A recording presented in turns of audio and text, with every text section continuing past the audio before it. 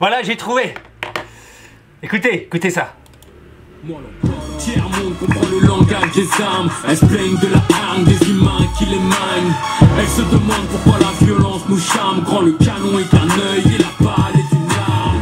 C'est la devise de mon équipe banlieusarde. Le savoir est une arme et une arme reste une arme. Voilà, c'est ça, parce que là, je voulais vous parler de cette proposition là, mais de l'UMP. Mais Jean-François, mais qu'est-ce qui t'a pris de proposer ça? L'allégeance aux armes. Ça veut dire obliger chaque Français, chaque jeune Français, chaque citoyen, une fois dans sa vie, et surtout tous les jeunes Français, tous les jeunes étrangers qui veulent devenir Français, à prêter serment, écoutez bien, à prêter serment et à promettre, à jurer que en cas de conflit, ils combattront aux côtés de la France. C'est-à-dire de s'engager en cas de conflit à suivre les ordres du général en chef et à aller tuer des gens.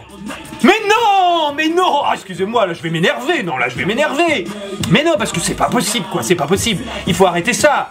La guerre, il faut qu'on comprenne tous que les guerres, ça sert toujours à aller chercher des choses chez quelqu'un, à aller voler.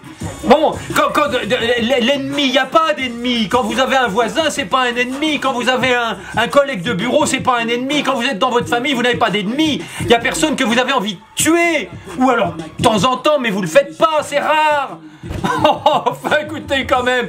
Donc, pourquoi est-ce qu'on irait tuer d'autres gens? Eh ben parce que il y a des mecs qui ont des marchés immenses, qui ont plein de pognon à gagner et qui veulent aller voler ce qu'il y a à côté. C'est ça une guerre.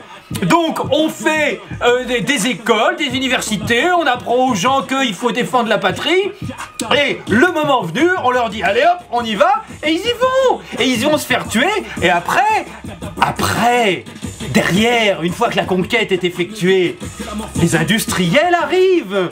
Ils étaient déjà là avec les armes, les chars, les tanks et tout. Mais là, après, les industriels arrivent et ils reprennent le business. C'est à ça que ça sert, une guerre. Ça sert jamais à défendre un pays. C'est l'autre qui attaque parce qu'il veut nous piquer ce qu'on a, c'est tout. Donc bon, c'est vrai qu'il y a un petit rôle de défense. Bon, et ce qu'il faut savoir, c'est que depuis qu'il y a des bombes atomiques, jamais un seul pays détenteur de l'arme atomique n'a été envahi, n'a été attaqué personnellement.